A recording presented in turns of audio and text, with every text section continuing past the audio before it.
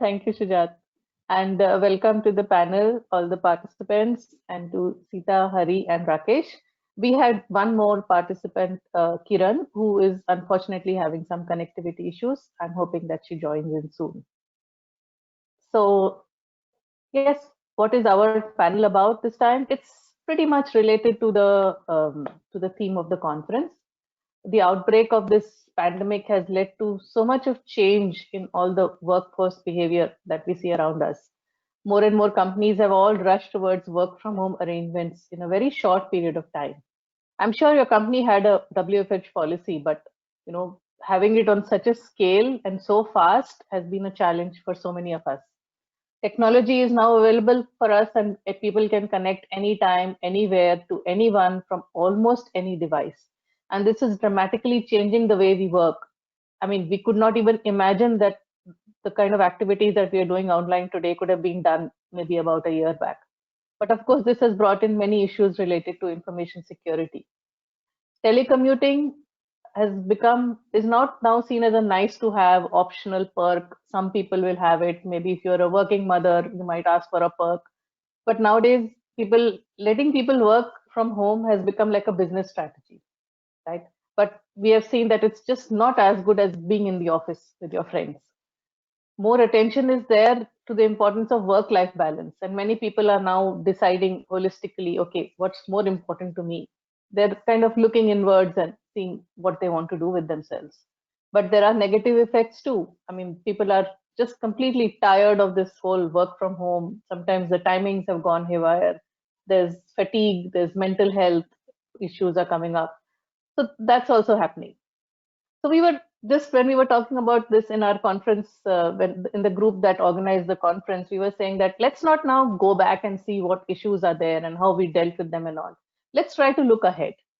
There's a very lovely quote by Socrates which says the secret of change is to focus all your energy not on fighting the old but on building the new. So we said let's go ahead and see in the next year what can we expect? What are the changes that we are going to see? And for that, we have a few experts that we have brought in to talk to us today. And let me just tell you who we have. Kiran, hopefully she will join us, is the VP of HR at Virtusa. And she has about 24 years of experience in HR. She's a resilience coach. She's a master in NLP, and she's certified in leadership agility. And she is going to talk to us about the trends that are coming up in the human resources policies and the organization level policies of companies. What can we expect? Sita Durvasula, who's joined us also today. She is serving as the Director of Product Development at Ship Console, and she takes care of defining strategy and business transformation in our organization. She is also on the board of PMI PCC and an EC member of the IIT Bombay Alumni Association in Hyderabad. Sita is going to talk about us to what can we expect in terms of the project management practices, the product management practices in the time that's coming up. Rakesh is a very old colleague of mine and a good friend from Satyam. He has joined us, and he will be talking to us about what can we expect in the times to come with the CMMI models, the virtual assessments, and so on. He has been associated with business management consulting for over 27 years, and he's a partner and a lead appraiser instructor for all the CMMI models, and he has consulted over 2,500 companies.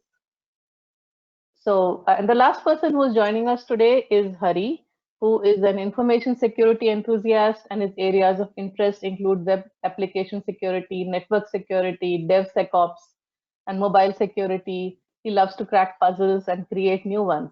And he's the founder of the Null Hyderabad chapter. Hari, as expected, is going to talk to us about information security and what we can expect going ahead. So I think since Kiran has still not been able to join, I think we'll start with you, Sita. So what can we really expect now going ahead? So much has changed in the way people are working together, the way projects are being managed, the way products are being rolled out. So what are your on the way ahead? Yeah. Thanks, Anu. Good afternoon, everyone. Thanks for joining. And I would want to first congratulate Hyderabad Spin on your 25 years of, on your anniversary and all the service you have been doing to this community altogether. Yeah, thanks, Anuj. So when I say yes, the topic of it, the speakers ahead first, did speak about it, how is the change impacting? So definitely, when we see in the project management or product management, like right now, change here has hit us suddenly, in the form of COVID, but change management is needed every time. We talk a lot about change, how do we take care of it? And many times what I feel is change, actually, it's not the resistance to change, it's the way we communicate with the teams actually makes it easy to adapt the new change. So in that perspective, this new change, or which has become the the new norm currently, there are some advantages. We did struggle in the in the initial we formed well, but here this change, and how are we going to look you started on a very positive note. We all have evolved. I think earlier we couldn't imagine a situation working from home for 2 weeks. How do we manage without the physical connect, or the multiple trust factors as well, are the deliverables correct, is it, and the person who has availed the work from home also was little guilty, and I can see they go on a guilt trip, do I really do, and they overdo, instead of that 9 hours of it, I see people who have done 11 hours just to prove that I have not misused. So all this actually, there's a very positive change. Now I feel teams have evolved better, they have evolved into more responsible, self-organized teams, and I think that's the way forward. Right now, we are no more, we miss the physical connect and all, but definitely the meetings, all of them which we have through the virtual, helps us remove that barrier. At the same time, on the project management, I believe it's always the leadership, agile leadership, when I call it, how quickly you change to the uncertainty is the key here. We are talking about the enterprise agility, the business agility, but the leaders have to first buy in this new change. Right now, it is the way we are evolving with this new business. It could be any other aspect also. The emerging technologies, when they come in, right? How do we embrace them? So everywhere there is a change. But what I feel is the leadership has to buy in, take that, they have to understand, they have to embrace that change. And when I talk about the leadership, it's not just the C-level leadership or the top organization. Leadership, the delivery managers, the project managers, the project lead, everyone is a leader. Everyone is a leader who takes this change to the last member in the team. So I believe that this agile leadership concept or this agile mindset has to be transcended to all levels, and that's what we have done this. We have become very much self-organized teams. I talk to many of my friends how it's happening in their teams. So all the concepts have been put. So I would say for this change, I would want to term three aspects here. Change accelerators, if I say. First comes the leadership. The leadership has to abide by it. Then comes the product, from projectization, it has to move to productization. So that's the new concept which is evolving, productization. And the third one, when I say, is DevSecOps, development, security, and operations, all this coming together. I think Hari would be covering more on that aspect, and Rakesh also. But these three are the change accelerators, if I see. And then when leaders actually transcend this, how is this concept of productization is being taken care? Productization, when I say, we have to, like, we had earlier teams where we have just, we have a project which has a start date, end date. We deliver that project, finished, we do it. But right now, I think we have to move on to a concept where we develop, we work with an agile, in an agile manner, take up the word. Instead of push mechanism, it should be a pull mechanism, where the team takes up the activities, they evolve this project as a product. So where the project converts into a managed service engagement, and the focus is no longer on the scope of the project. The focus right now shifts to how do we deliver value to the customers? How do we engage that, connect with the customers? I think this is the mindset that is changing, where we are moving away from the typical products, whether it is a product based company or a service based company, because I have worked in different projects as well as product development also. What I look here is the mindset, like, yes, this team is going to stay for long. They have formed, there is a synergy that has been formed among the team, and they continue the managed services. They continue to deliver that value to the customer and delight the customer. I think this is the concept which I want to make, and that would be the new change, this has offered to us and the way forward.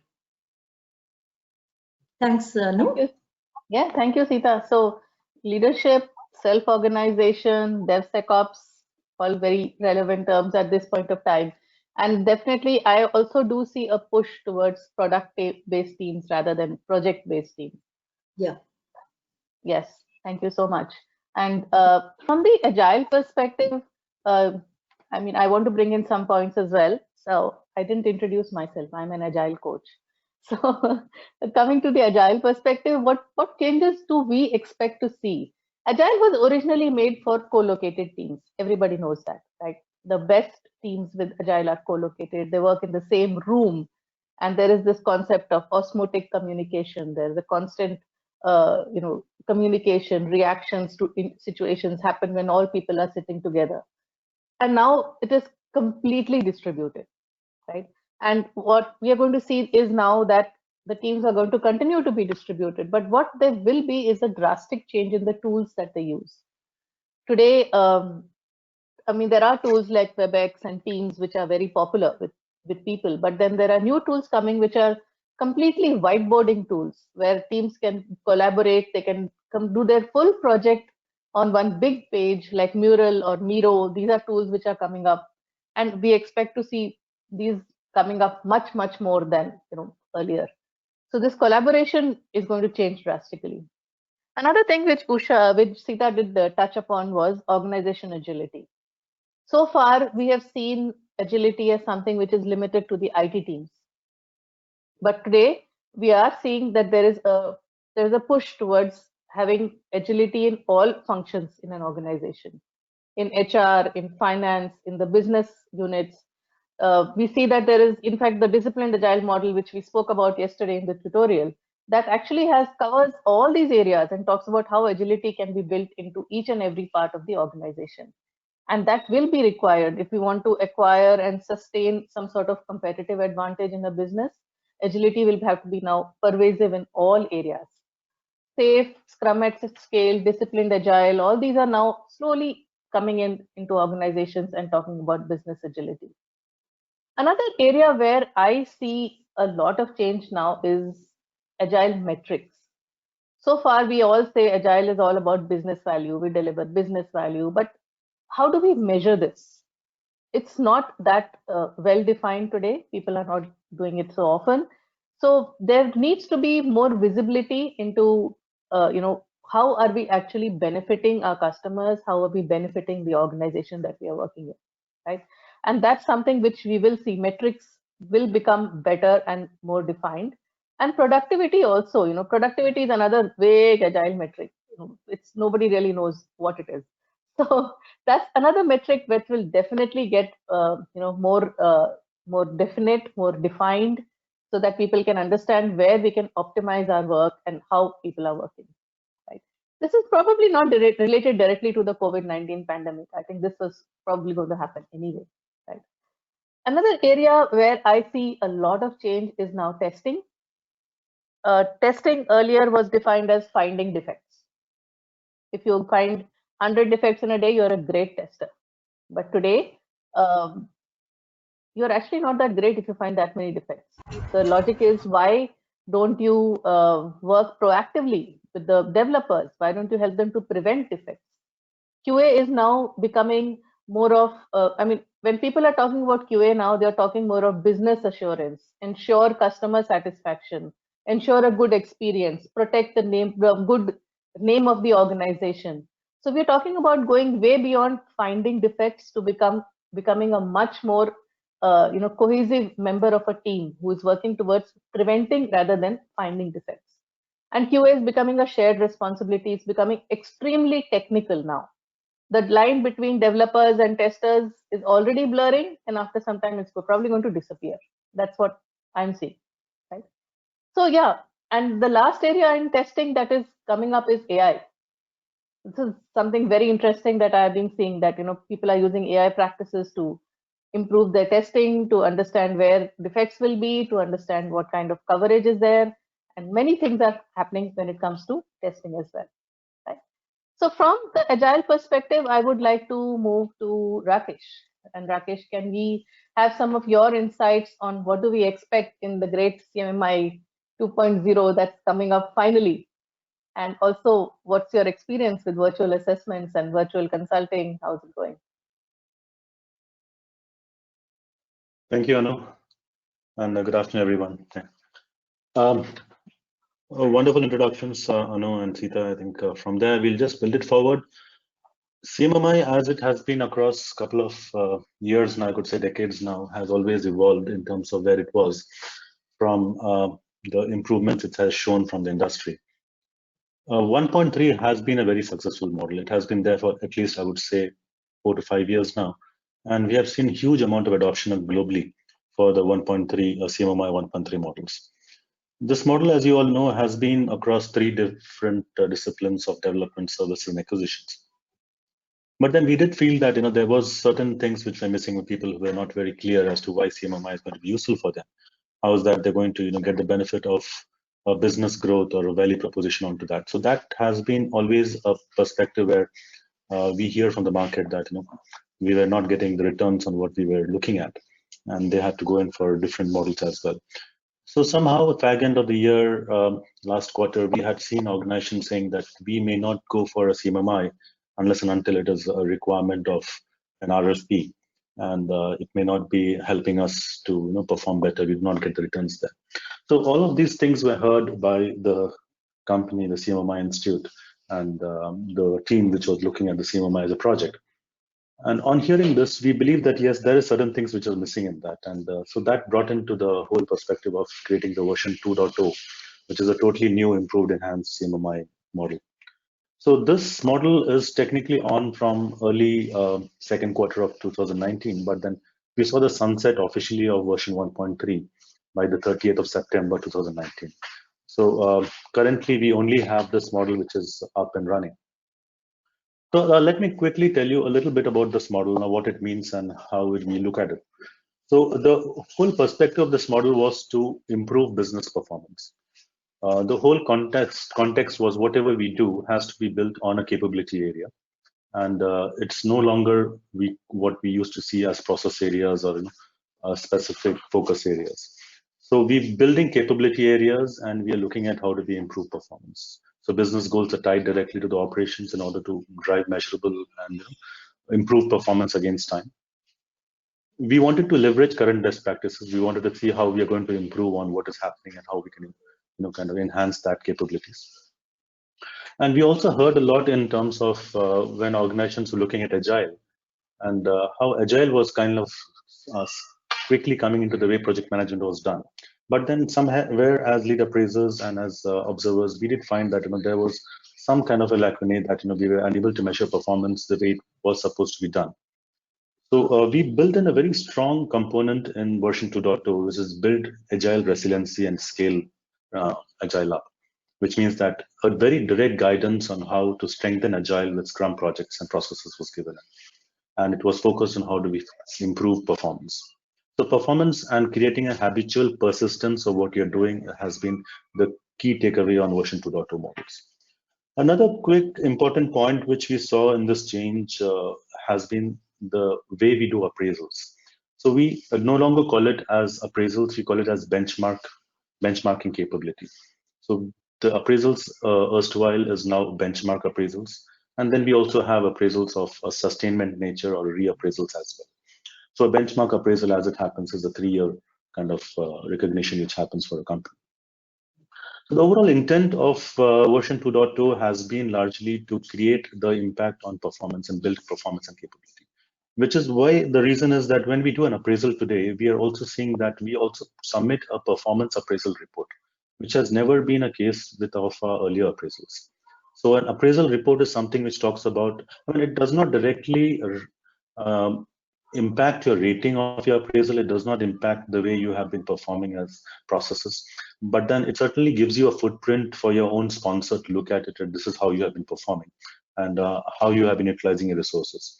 So it's no longer, I think we have moved beyond the paradigm of having compliance as an important perspective for quality and getting into a performance oriented thing. And we have looked at it holistically because I think today as we are seeing most of the models and processes and technologies coming together. So we have looked at it holistically and we have tried to bring in all possible new thoughts into this variable of benchmarking appraisal. So having said that, CMMI Institute is now been a part of ISACA. If you know, ISACA is most popular in terms of how CISA and CRISC certifications and CGIT certifications have been given globally. So we are trying to bring back into a same plate all the best practices of all these certifications and statutory compliance, which can bring in a broader perspective of how capability can be defined. So capability is no longer a maturity model for software, it's a capability for an organizational performance. And having said that, governance has become a very important part of it. So we have brought in this capability process, which is specifically focusing on governance. So as we would be kind of aware of that, we earlier had generic practices in CMMI. So we have kind of done away with that. And we have come up with this very important concept of governance and implementation indicators or implementation infrastructure. So this demonstrates how an organization has a visibility or a vision to change, how it's changing and how do you track change. And this tracking of change is directly related to the performance improvement. It's no longer a compliance to say that a yes or a no. So that has been one of the key facts on that. And in the recent times, it's been more apparent that when we had, for the past 9 months, when we have been doing virtual appraisals, our focus has been largely to see the value of how business has been improved or how it has changed, how you have been able to sustain the performance of metrics. Though we were all having virtual appraisals in terms of an ATM member or an SSE or interviewee being talking to us across a window, we wanted to see his confidence and his numbers through a status chart of how he has performed and what has changed and how the risks have impacted. So these things have certainly come in handy in terms of assessing an organization as well, to see that we do not kind of believe still to have a paper or document in place, but much more than that, to see that changes are happening. In the same line of thought, we have also brought in a concept of a capability cybersecurity model. So this is again tying up the thought process of the industry that we need to bring in resilience to cybersecurity. So cybersecurity resilience, to understand your risks perspective, how a risk can be assessed, what are the platforms onto that. So those has also been kind of brought into the perspective. And slowly, I think CMMI for software and systems will also have cybersecurity as a maturity model platform, which a company can get assessed. So these things are kind of getting tied up together. And overall, we see a huge amount of adoption happening in the Asian countries. It was interesting to see in the fag end of September and October, there were almost 500 to 500 plus appraisals being submitted each month, which had a huge backlog for appraisals being turned around in terms of being published. So it has been a wonderful year in terms of the amount of appraisals and adoption for the CMMI model. And equally, we have seen a good amount of new certifications and new people getting certified for the version 2.0. So I do believe that though I think this is a new model, it has brought in very good perspectives of how businesses can improve. And this is certainly also applicable to very small organizations and very large organizations as well. We are trying to be flexible and not be very riding on the line that this is what we're looking for. We just look at you of how you can explain to us that it's reasonable to you and it's actually helping you to improve business. So that's it from my side, Anu. I think I'll leave it to you to. So Rakesh, how many process areas, are they still called process areas in the new model? No, so we call them practice areas today. So we have capability areas which have specific practice areas now, and we have 20 of them today. 20, okay. Any commonalities with the previous one? Any changes? Yeah, some of the process areas remain the same in terms of if I'm talking about project planning, etc. But then additional focus has been given in terms of creating a practice area for estimating, which was an inherent part of planning earlier. So estimating has come in very clear and loud. A new capability area which has popped in is building sustaining resilience or capability, which has brought in governance and implementation. Another process practice area is talking about asset management or process assets development. So that is something which is a new perspective coming in place. Yeah. Okay, and which areas have got knocked out? Knocked out in terms of it has got merged largely. I think explicit areas, I would say, which has not been there, we have kind of moved on with the supplier agreement management part of it to something which is called selecting managing suppliers. Apart from that, not many things have been kind of moved. So one important change has been that we do not have generic practices today. So the 12 generic practices used to be there, no longer there. Yeah. They're no longer there. Okay. Because models just grow and grow and grow, right? We saw that with the PMBOK, right, Sita? It was started off as something so much. When I wrote my EMP exam in 2005, it was a little book, and now it's just growing exponentially. Very huge. We have so many areas. Yes, absolutely, yeah. So thank you for that, Rakesh. Thank you for your perspective on the virtual appraisers as well as what's coming up with CMMI 2.0. And Hari, can you now talk to us about the area that's going to be really important going ahead? How do we maintain security in these crazy times? Sure, Anu. Can you hear me? Yes, we new can. Normal. It's a new normal now. That's a standard question. I think Rakesh sir has some question. Maybe he can take this one from the chat. Maybe. Then I can continue. Okay. Why product is included? Okay. Yeah. So Anu, are we taking questions now or at the flag end? I think we can take it. It's okay. Let's keep it free flowing. All right. Okay. So the question is why product is included in PPQA as now it's PQA in version 2.0. All right. So earlier PPQA was process and product quality assurance, and there was always a difficulty to understand what is a process and what is a product. And we interchangeably, as we said, it's a very thin line between that, and it depends, and those questions were being answered. So we have kind of said that anything which is being delivered to the customer, whether it's a service, a work product, or a work component, is a product. So anything being delivered as a work product is known as a product. So we call it as a product QA, and quality assurance along with it is being clarified there. Yeah. I think the question is, why did we exclude product from PPQA? Yeah, because the word product was always having a connotation of a component or something which is being delivered. We still have an area called peer reviews, right? Right. Which deals mainly with products. Absolutely. So we do have peer reviews and we do have governance. So all of these things are coming as a part of that. An important part which has come in terms of quality assurance largely is in terms of process management. The process management, which is improving performance, has taken over the concept. Yeah. Okay. I think Anu, there was one question. Maybe I'll take this. So one is how the project management is impacted with agility. So Karthik has this question. So how the project managers need to adjust. So that's what, as I mentioned earlier. So when project managers right now, I think no longer we would be just managing the scope. We need to become agile leaders now, be the leader, get into the roles, like, whatever be the framework, whether it is Scrum right now. Project Management Institute has Disciplined Agile, which Anu has mentioned.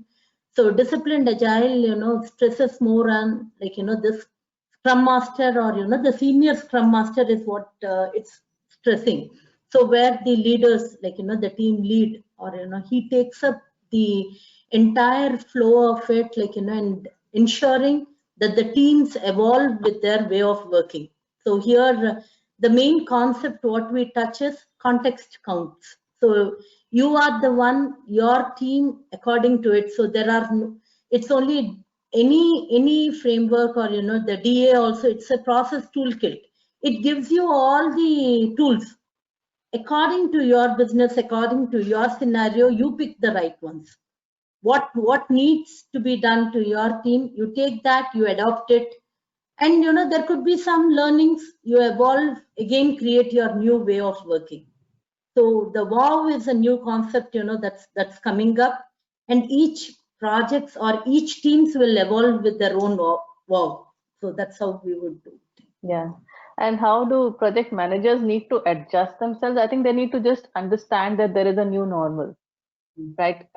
Project management is not going to be the same. We are not going to be estimating, giving instructions to people, tracking their work, going and making sure that they do everything properly. We just need to see that there is now going to be a change. Let us understand this. Let's open our minds, understand this new change that's coming in, and adapt to it. Because we are now working with knowledge workers. We are working with people who know their area of work better than we do. A project manager can never be a great developer, probably, or a tester, or everything. He doesn't know everything what everybody is doing.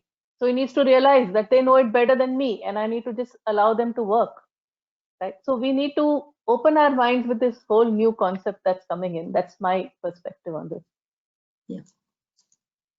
I think there were a couple of other questions, but I will probably address them later. Hari, if you want to go ahead, please. Yeah. Thank you. Thanks for the introduction. And I'll start off with a new change, a new normal right now. The sanitizing hands, or you forget your mask when you're going out, is a quite normal thing now, right? And again, it is adaptive now, right? You go out without a mask, you realize that you do not have a mask, right? So no more it's a new thing, right? It's part of your life, anything. And I want quote Sita also, right? Sita said about work from home. It's a pole shift altogether. The COVID or other things which have come up. People are asking why we don't want to work from home now. That was a quite opposite statement 1 year back. So I'm not sure. Like I also feel sometimes I'm in the mob. I'm not special there. Okay. When I've decided I will talk on this panel, I try to correlate as much as possible with the real world scenarios or situations. So during my evolution in the security over the decade of time, I heard two lines always, right? One, being security is everybody's responsibility. Second, human is the weakest link of security. So theoretically, partially they were true till last year, but now this is a testing time. So I think the documented thing, the partially approved thing is being tested now quite completely in the security model, right? So both these statements are quite true and evolving into very serious factors now, right?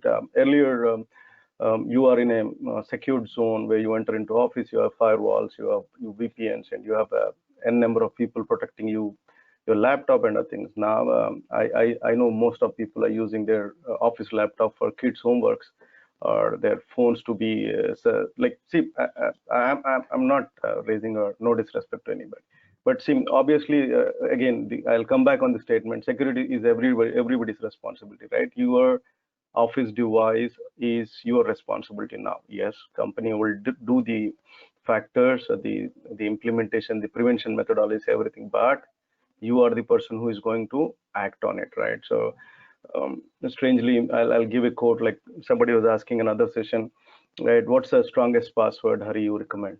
Said ideally, like it's like 8 characters minimum, and you should have a alphanumeric character sets. So he said, why only 8? You cannot do 10. I said, yeah, 10 is even good, better. It's 8 minimum, but again, you can do 10, 12. It's up to your memory, right?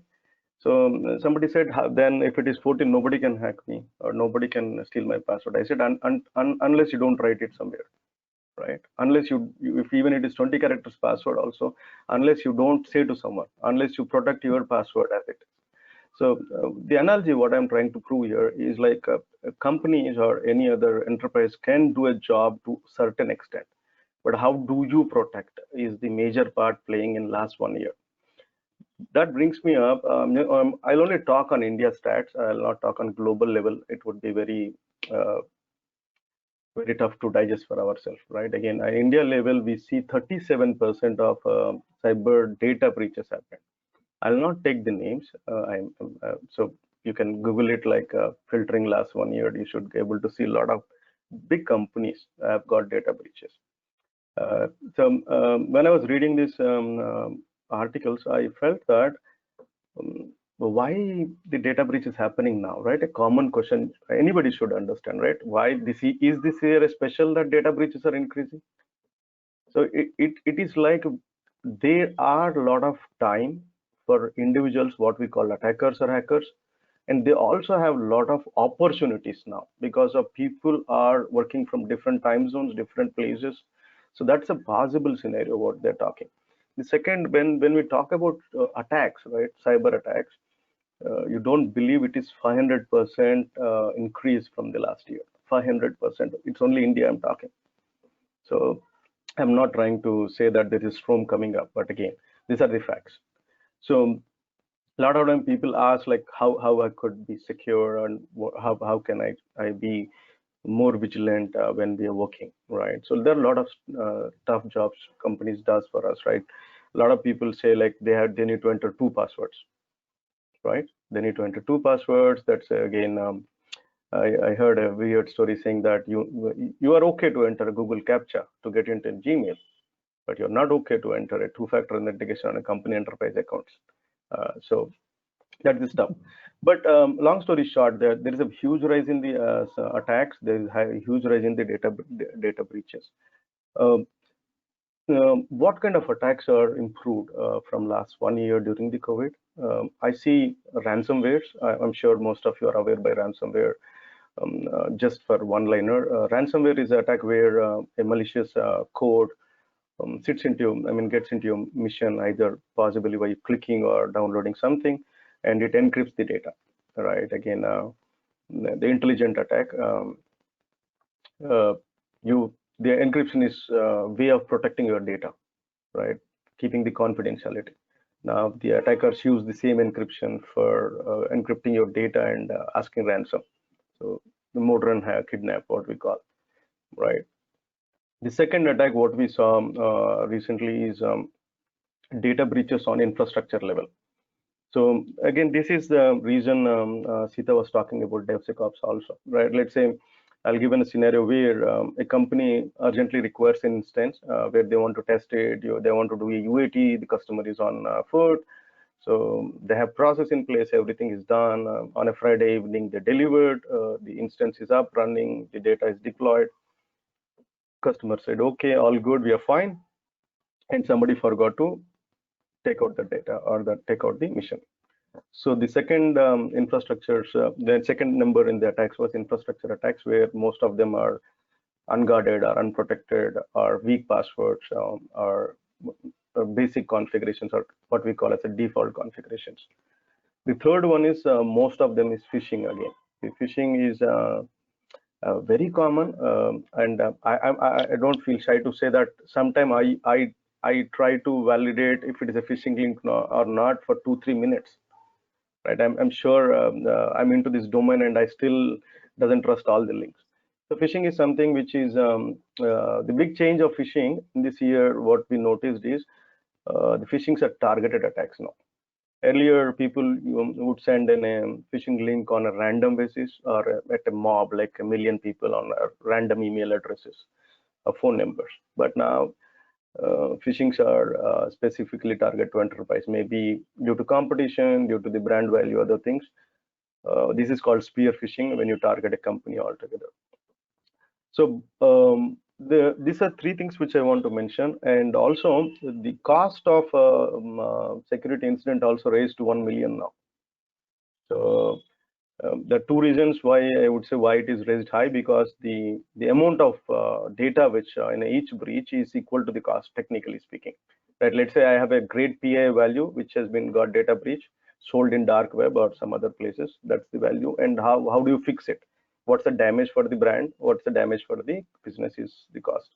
So the cost also increased to 1 million per incident now. So I expect more attacks or more cyber security breaches will happen in coming years, maybe next year.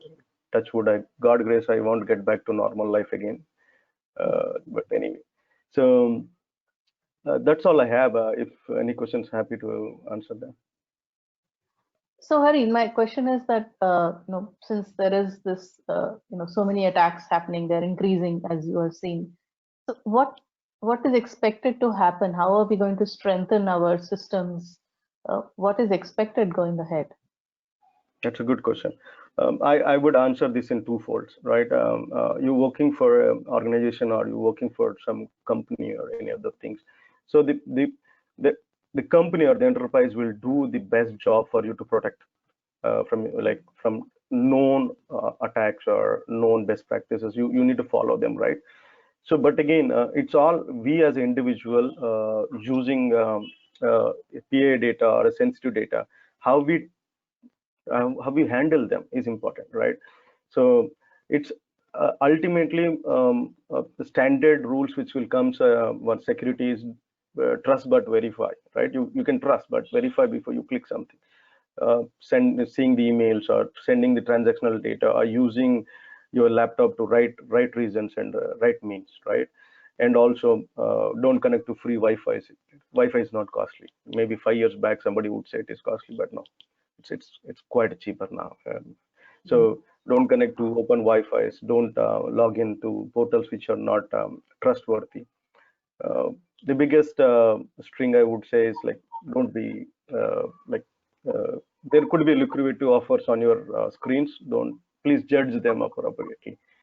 Yeah, nobody is going to give you $1 million just like that, right? So ideally, there's something wrong. So would want to definitely add up, Hari.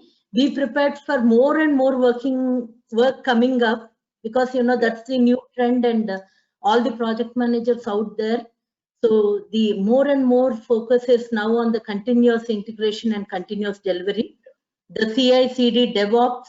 Now people realize that all the data, all the applications being on cloud, every company, like initially it was AWS, now Google Cloud is there, Microsoft Azure, and many more. So moving to the cloud is a phase that has come up. Whether you accept or not, no more on-premise things. And when you move to cloud, it's important that the customers are not affected, and this concept of continuous integration and continuous delivery will come up, and security becomes more and more aspect. That's the reason even in the value stream, or the DAD life cycle, disciplined agile delivery life cycle also, like when we take up, it's not just the these aspects or these processes, not just the development teams and IT operations, the support teams, not just these. The data management and security are also two different aspects that have been imbibed into it. All this together is that value stream, which is rising. So there is so much of work coming up for you, Hari. I think. Yeah. Hari, there is. Sorry, go ahead. Sorry. See, DevSecOps, I'll touch base a couple of lines on DevSecOps. Again, I'm not a great fan on automation. I believe individuals more than a mission, right? I implement DevSecOps for projects. So we could reduce, like most of us understand acceptable level of mitigation or risk, right? The string which it will self says acceptable. That depends on the situation, or what kind of amount we are going to put to mitigate that risk and other things. So even DevSecOps will bring down the risk, but it cannot avoid the risk, right? It cannot guarantee that anything, right? So a funny story, maybe for audience, everybody. So one of the employee who is a DevOps engineer, so what does he do? I'm not taking names or any other things. It's just a story. So he resigned. Then he left the company. Then later part of 15 days, he saw his account is still valid on one of the mission, which is remote desktop, which is publicly accessible. So in new company he went through, he signed up from there, and what he did, maybe a company would revoke his access or something. So he ran a cron job in single line. It automated schedule job. Every day it sends the data to this guy personal email address. So company realized after 1 year, right? After I'm 1 sorry, year, Hari, we are losing you. Hari, we are not clear. We are losing you. Okay, I'll repeat that. So the long story short, right? A person who is ex-employee has access to the ex-company mission. He runs a scheduler job. After 1 year, company realizes there is one email every day at 8 p.m. So it is going outside domain. Now, see, logically, the DevOps or DevSecOps are implemented to reduce the human effort, and also to proactively see the checklist and not missing any humanly error possible. But the second part of story is also, if you don't take care of the CI/CD pipeline in appropriate fashion, that could be a chain for somebody. So if somebody is interested, what happened? Nothing happened. They deleted that scheduler. That's all. Nothing can happen there. Yeah. So there's a question for you, Hari, from on the chat, which says the biggest challenge for information security is how to ensure your people protect the assets and information handled by them. So shall we move from correction and prevention to prediction? That's an interesting one. Yes. I would escape this question. I would seriously say that because I don't know if somebody agree with me. The next line, what I'm going to say. The only one domain or one area which is unpredictable is information security. The day morning you wake up at 8 o'clock, my personal experience, 8 o'clock, next day by 8 a.m. to 8 a.m. there could be n number of vulnerabilities which are published, right? You need to catch up if you are using the system in your enterprise or not. So prevention and correction reduces to 70 to 80%, but doesn't guarantee anything. Prediction is not possible. That's where I'm saying I'll escape this question. Prediction is not possible. We don't know, because I'll give an example if somebody is interested. There is something called Heartbleed vulnerability. Heartbleed vulnerability, which discovered after 10 years after the implementation happened. So maybe if somebody is in the past, they would say we used to live with this vulnerability, and future will say once we had this vulnerability, right? So I would rather say prediction is not possible. Preventive correction, yes, we should do that. Yeah, in a way, but I see that there could be AI is moving all through. I think this aspect, there could be many tools that may come up where they can suggest a few predictive analysis also in a way. But yes, down the line, possibly next year we would have those tools. No, it's the interesting one, right? You need n number of risks attacked on your system to predict how long it will happen. Yes. So let's say we are good past, we are good future. And I think, probably just like many of us probably have some time on our hands nowadays. There are a lot of hackers out there also who have some time on their hands. So they're finding newer and newer ways to, hack into systems and trouble things. Rakesh, couple of questions for you. I mean, first of all, it's an observation. Compared to CMMI 1.3, 2.0 is simplified and more user-friendly. And there was a question, is it freely available? But I believe it has to be purchased. Is that right? Right. So yes, it's certainly user-friendly. That was the intent of 2.2.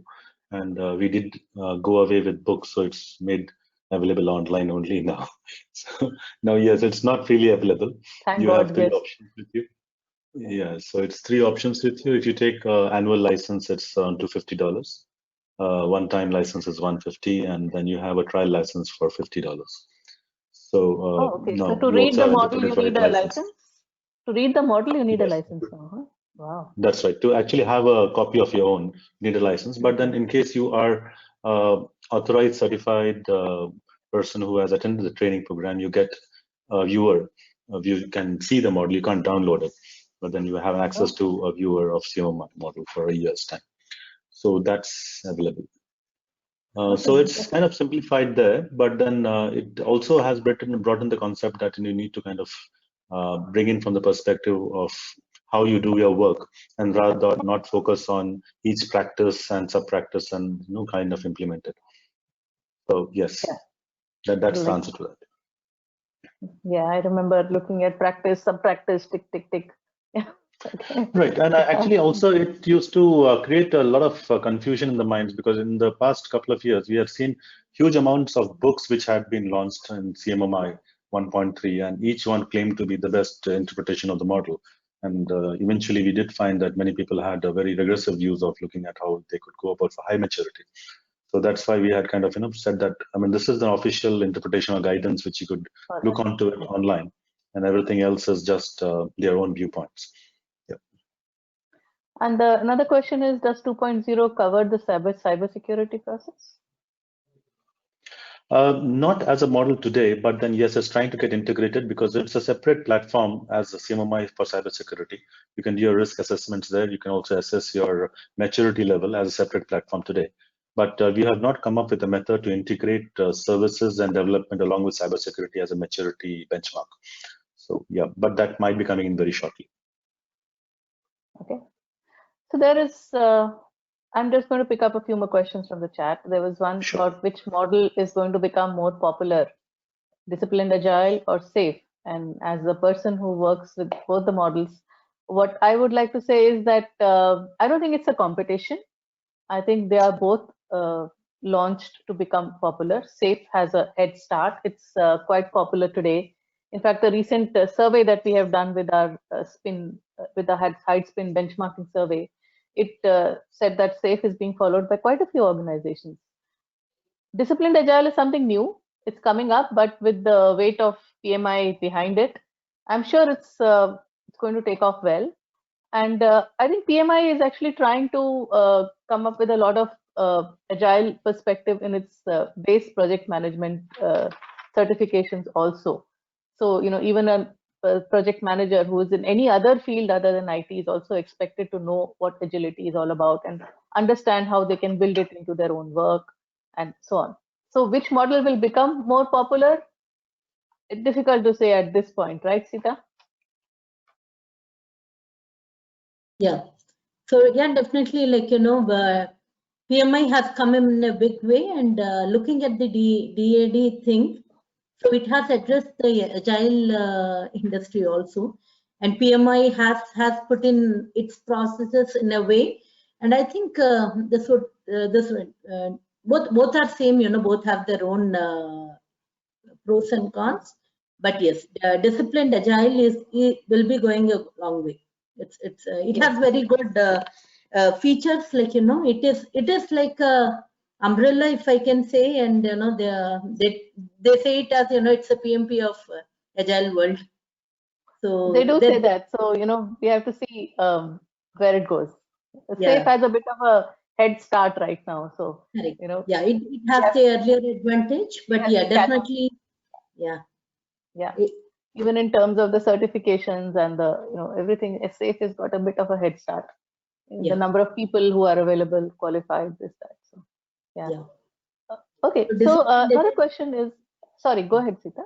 No, I was saying disciplined agile doesn't offer a complete one. It's like an umbrella on top of all the lean, scrum, all methodologies are taken, the best practices are there, and then it gives a decision toolkit. Yes, so the way, yes, one of the question also, yes, implementing the right toolkits will help bring the agility into the process. Yeah, in that way, they are really contrasting models. Disciplined agile doesn't really propose anything concretely. It just gives you options, it gives you decision points, it gives you suggestions. But SAFe is quite prescriptive in the way it, it tells you how your organization should be there, what kind of role should be there. It's quite prescriptive. So yeah, we have to see how these two will work out. So I would want to quote here, like, yes, choice is good is what they say. So having more choices for each process area in a way, that's give the wide range of it. And it, as I mentioned earlier, also the WOW is a concept, like, yes, each team, there are hundreds of things. You pick what is important for you, and that works. Yeah, is what that's what. Yes. Yes. So it's a contrast, as I said, on one side you have someone telling you do this, and there's some people just want to hear that, okay, I'll do this. But there's some people who want choice. So, all right. So another question is, how much practically is it possible to bring value to customers based on agility? Most of the teams are still struggling to implement it on a full scale, practically, but on the theoretical part, it's more than 100% understood. So what could be the best way to implement agility in projects? Anyone, go ahead, take it.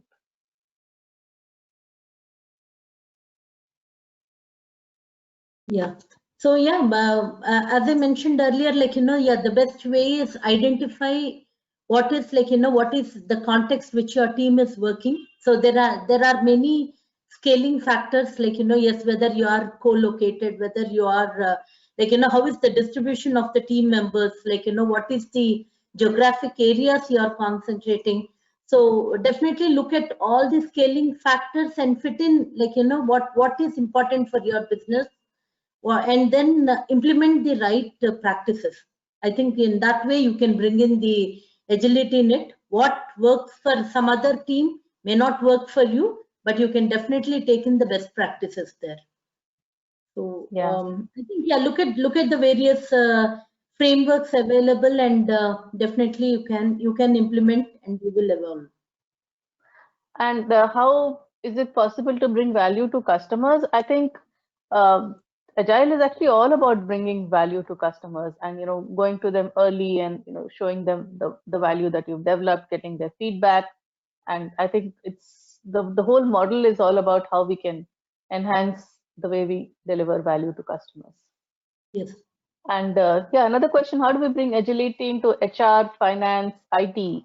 So I think one problem with agility is that all of us look at Agile and Scrum as something which is very similar. So so when I'm called to talk to organizations which are other than IT organizations, there is no way we can replicate a Scrum type of a model into those organizations, except if they are working on certain improvements. But other than Scrum, there is so much that we can bring in, like Kanban, Lean, value stream mapping. What is agility all about? It's all about collaborating with your customers. It's about working together in teams with your customers. It's about providing visibility. It's about working in small increments. So anybody can do that, whether it is HR, finance, IT, marketing. Everyone can bring in these values into the way they work. Something as simple as when HR talks about doing performance management, right? We used to do performance management once a year, right? And everybody goes through that torture of performance appraisal, the managers, the people, everybody, right? So why can't we just break this whole process down? Why don't we just do this, every month or every 2 weeks? You have a meeting where you have you understand how someone is doing, you give feedback, and you build up the whole year. And that's such a better way of doing performance management. And that's more agile, right? When it comes to something like finance, I'm sure all of us have had this frustration of, giving a procurement request to our finance teams and then waiting and, God's will when we're going to get something, right? So why can't we have an open process? Why can't we have a visibility into the way the process is? Why cannot we have a value stream map that talks about this is the process? Why can't we improve the process and remove the waste, speed up everything? So finance can also become more agile. So agility is not only about following sprints and Scrum. It's all about satisfying customers, working in smaller increments, working collaboratively, and things like that. Correct. Right? So yeah, I agree with you, on that. Like, bringing in the customer, the team formation only has the customer an important place in it. Like, when the development teams and the retrospective meetings which happen, when the delivery is happening, taking the feedback and and working on it is like, the customer is delighted all the while. Absolutely, yes. Yeah. So I think some people, sometimes in support functions, we forget that we have a customer. We believe that we are working for ourselves. Okay. Yeah, there's a comment. Periodic look at valid users and tasks is a must for project groups and organizations. This is another type of agility. It reduces infra costs and gives peace of mind as members left who leave the organization and team are periodically disabled. Hari? Yeah. A periodic look at, yeah, go ahead. So there is a process. There is nothing new we need to do, right? There is an exit checklist which we generally do when somebody. There is a process which triggers when somebody leaves the organization. But technically speaking, now asset management is challenging, right? So a real world scenario where a developer has been given a root account of a cloud, right? It could be AWS, GCP, or anything. Now he has ownership of that instance. He could create n instances on a day, destroy n instance on the same day. He could create somebody's login on that mission, which is no more related to your enterprise ADs or LDAPs, right? No SSOs are there. So the control, which are like earlier it was centralized control, now it is slowly moving away from the decentralized because of what we call faster to market, freedom of work again, right? Lesser dependency, lesser approvals kind of stuff. So I agree with the point where if that is SSO or a federated service or a LDAP or AD services, the exit checklist or the process will handle that, right? Immediately terminating the access, revoking privileges and other things. But when we are moving to cloud, which is non-authenticated, non-federated, and developers or testers have capability of creating their own instance, right? They could create morning 8 o'clock, they would create instance. By 4 o'clock performance, I know most of people will relate this, right? 4 o'clock performance team will jump in. 9 o'clock around the guys will fix that again. 11 cycle will run off, then they will destroy that. And I also see a few emails like whoever is responsible, they need to shut down these cloud services because billing is going top, right? So which is not controlled anyway now. So most of the cases, if the applications are inside the network, yes, the periodic review will work, but the applications are temporary and the data is real. They're not masking the data. That is not a metadata or test form data. Then you are using a real data, then it is a challenge. You do not have a control. I think this is also became a service now. Few companies are servicing, I mean, giving service as SaaS model. But anything is service and like pay per use kind of stuff nowadays. Yeah, I think Ramesh Reddy has the same observation. He says, as part of an exit process, you need to remove all permissions and disable a person, right? Another question from Mahesh. Now all CMMI, PMI, and ISACA are interacting. Is there going to be any comprehensive framework to address this?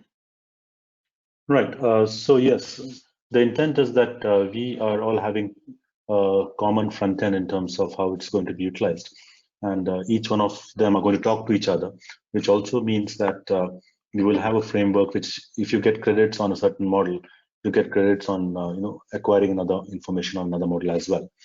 So you get simplicity if you become a part of ISACA, and as a membership, yes, we get all the models available to us. I also see a few questions, Anu, in terms of Agile as the discussion goes on.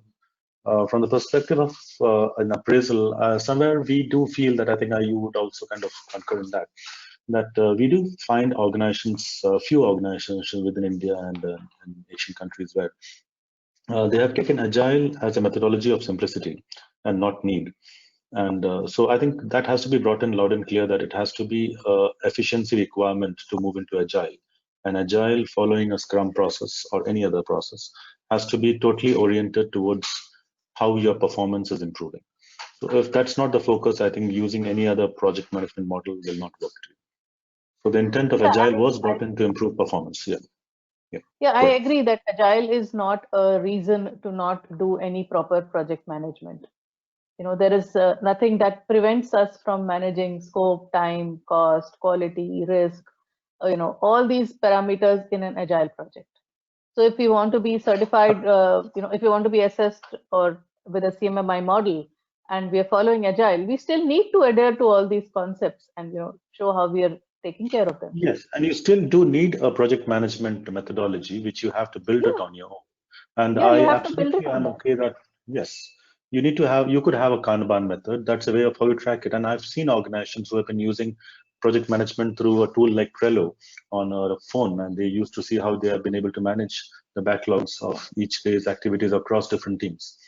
So it eventually sees that is it benefiting your value growth proposition. So that's the whole intent of that. Absolutely. Yeah. Or Yeah. for that matter, even your waterfall model was good enough in the yesteryears. Yeah. Yeah, waterfall has done a lot, but I think the speed of change in the world is so much now Yes. that waterfall is kind of Absolutely. becoming a little difficult for people to handle. But being agile does not give you the, it's not an excuse to not follow all the basics of project management. Totally. Yeah. How many companies certified on 2.0, Rakesh? Question for you. Right. So since we have started off the adoption quite early in 2019 as pilot projects, so as of today, we have close to 100 plus companies globally who have been under pilots and also been certified. And there are close to 200 plus companies who have been registered for the coming months to be having a benchmark appraisal. So it's a huge adoption which we are seeing in the past 2 quarters. Okay. So, Hari, question for you. Apart from ISO 27001, there is another standard from ISO, which is 27701, Privacy Information Management System. How successful is that, and how many companies have taken it up so far? Any idea? No, I do not have. I mean, I really apologize. I don't have these numbers at least.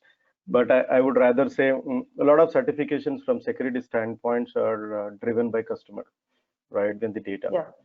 Speaking geographical location is another key factor we drive, but ideally the data protection for any company or the asset is derived by, like, let's say you are in Europe, you are in US, or in US specifically you're in California, right? Let's say you have a different laws apply there, and your data servers are in Singapore and your operations is in India, so different laws are applied. So it all depends upon like even any framework which we apply is driven by the customer need and the customer data. So, but I do not, on a frank note, I do not have that numbers of the certification. Yeah, recently I also came across this certification because somebody was asking for this thing, some other what was that, data privacy kind of thing. What was that model called? GDPR.